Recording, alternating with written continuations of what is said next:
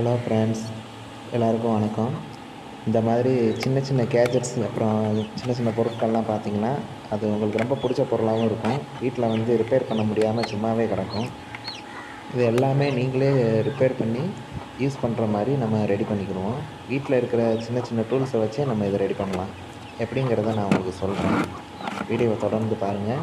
இதே மாதிரி வீட்டில் இருக்க பொருட்களை ரிப்பேர் பண்ணுறதை பற்றி வீடியோ தொடர்ந்து போடலான்னு இருக்கேன். உங்களால் முடிஞ்ச அளவுக்கு சப்போர்ட் பண்ணுங்கள். உங்களுக்கு யூஸ்ஃபுல்லாகவும் இருக்கலாம்.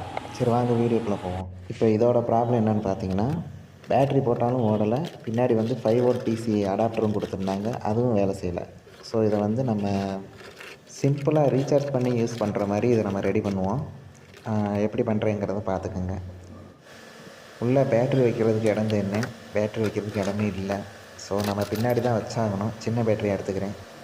அதுக்கு முன்னாடி இந்த ப்ரொடெக்ஷன் போர்டு எடுத்துக்கிறேன். இது வந்து பார்த்திங்கன்னா சார்ஜ் போடுறதுக்கு ரொம்ப ஹெல்ப்ஃபுல்லாக இருக்கும்.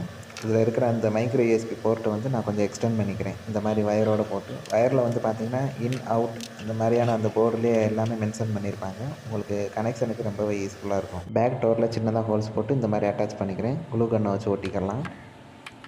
இது வந்து பார்த்திங்கன்னா நான் பேட்டரியை வச்சு க்ளோஸ் பண்ணும்போது எனக்கு கொஞ்சம் டிஸ்டர்பன்ஸ் இல்லாமல் இருக்கும்.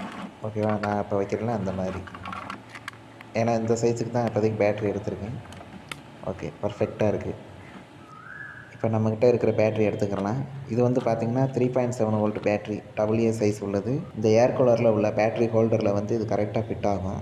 இதை நம்ம ப்ரொடெக்ஷன் போர்டோடு வந்து அட்டாச் பண்ணிக்கிறலாம். கனெக்ஷன்ஸ்லாம் ரொம்ப ஈஸியாக தான் இருக்கும். பொலாரிட்டி, பாசிட்டிவ், நெகட்டிவ் இதெல்லாம் வந்து அவங்களே கொடுத்துருப்பாங்க. நீங்கள் பார்த்து அழகாக ஃபிட் பண்ணிக்கலாம்.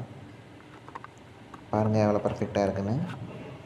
எப்போவுமே நம்ம வீட்டில் இருக்கிற பழைய ரீசார்ஜபிள் பேட்டரிஸ்லாம் வந்து பார்த்திங்கன்னா தூக்கி போட்டுறாதீங்க. அது என்றைக்காக இருந்தாலும் நமக்கு யூஸ் ஆகும். சாதாரண ரீசார்ஜபிள் பேட்டரியை பார்த்திங்கன்னா 200, 300, 400 தான் வாங்குகிற மாதிரி வரும். நமக்கு பழசு கிடச்சது அப்படின்னா நம்ம அதை வந்து எடுத்து பத்திரமா வச்சுக்கிறணும். ஆனால் அதை வந்து சார்ஜ் பண்ணுறதுக்கு இந்த ப்ரொடெக்ஷன் போர்டு வாங்கி யூஸ் பண்ணிங்கன்னா நல்லாயிருக்கும். விலை ரொம்பவே கம்மி தான். அமேசானில் பார்த்தீங்கன்னா ஒரு 5 பீஸ் 6 பீஸ் மொத்தமாக ஒரு 200, 300 வச்சுருப்பாங்க. வாங்கி வச்சுக்கிறது நல்லது. இந்த மாதிரி சின்ன சின்ன பேட்டரிலாம் வேஸ்ட் ஆகாது. இப்போ இந்த ப்ரொடெக்ஷன் போர்டில் எல்லா லைனையும் வந்து கனெக்ட் பண்ணிடுவோம். அது எப்படிங்கிறத வந்து மேலே உங்களுக்கு ஒரு சின்ன சார்ட் ஒன்று காட்டுறேன் பாருங்கள். இந்த சார்ட்டை பார்த்த உடனே உங்களுக்கு நல்லா புரிஞ்சிருக்குன்னு நினைக்கிறேன். இதில் கனெக்ஷன் எப்படி பண்ணுறதுங்கிறத காமிச்சிருக்கேன்.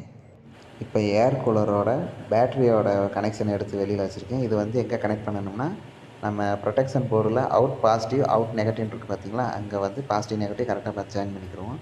பேட்டரியோட கனெக்ஷன் எப்படி இருக்குதுன்னு உங்களுக்கு தெரியும். அதே மாதிரி நான் பேட்டரி கனெக்ட் பண்ணிக்கிறேன்.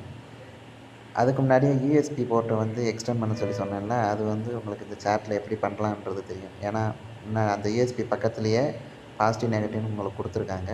உங்களுக்கு ஈஸியாக தான் இருக்கும். இந்த ப்ரொடெக்ஷன் போர்டை இந்த ஏர் கூலரோட ஃபிட் பண்ண போகிறேன். அதில் ஒரு சின்ன 2 ஹோல்ஸ் போட்டிருக்கேன். ஹோல்ஸ் போடும்போது பார்த்துக்கணும். ஏன்னா வேறு ஏதாவது சர்க்யூட்டை வந்து டேமேஜ் பண்ணிடுச்சுன்னா போர்டு வேலை செய்யாது. அதனால் பார்த்து ட்ரில் பண்ணிக்கிறேன். இது ட்ரில் பண்ணக்கூட அவசியம் இல்லை. ஏதாவது கம்பியை சூடு பண்ணி கூட நம்ம ஓட்டை போட்டுக்கிறலாம். எதுக்காக ஓட்டை போடுறோன்னா, ஒட்டுறதை விட ஸ்க்ரூ போட்டு டைட் பண்ணோம்னா இன்னுமே ஸ்ட்ராங்காக இருக்கும். அதனால தான். அதே மாதிரி தேவைப்பட்டுச்சுனாலும் நம்ம அதுலேருந்து கழட்டிக்கிறலாம். இந்த மாதிரி ஸ்க்ரூஸ்லாம் வந்து நம்ம வீட்டில் நிறையா கிடந்துச்சுன்னா எடுத்து கலெக்ட் பண்ணி வச்சுக்கோங்க. நம்ம தேவைப்படும் போது ஒன்று ஒன்றா எடுத்து யூஸ் பண்ணிக்கிறலாம். இதுக்கு தேவையான சைஸில் நான் ஒரு ஸ்க்ரூ எடுத்து நம்மளுடைய ப்ரொடெக்ஷன் போர்டை வந்து அட்டாச் பண்ணிக்கிறேன். ஓகே ஃப்ரெண்ட்ஸ், அட்டாச் பண்ணதும் பார்த்திங்கன்னா ஃபைனல் ஸ்டேஜுக்கு வந்தாச்சு. இப்போ எல்லாமே கம்ப்ளீட்டாக முடிஞ்சிச்சு. நம்ம டெஸ்ட் பண்ணி பார்த்துருவோம். ஆன் பண்ணதுமே காற்று சூப்பராக வருது. அந்த ப்ளோயர் சுற்றுறது உங்களுக்கு நல்லா விசிபிளாக தெரியுதுன்னு நினைக்கிறேன். பாருங்கள், ஆஃப் பண்ணிட்டு ஆன் பண்ணுறேன் பாருங்கள். ஓகே, நல்லாவே இருக்குது. இந்த ஐஸ் கியூப் ட்ரே வந்து யூஸ் பண்ணலான்னு பார்த்தேன். இதில் பேட்டரி வச்சு நல்ல ஒரு பேக்கப் எடுக்கலான்னு பார்த்தேன்.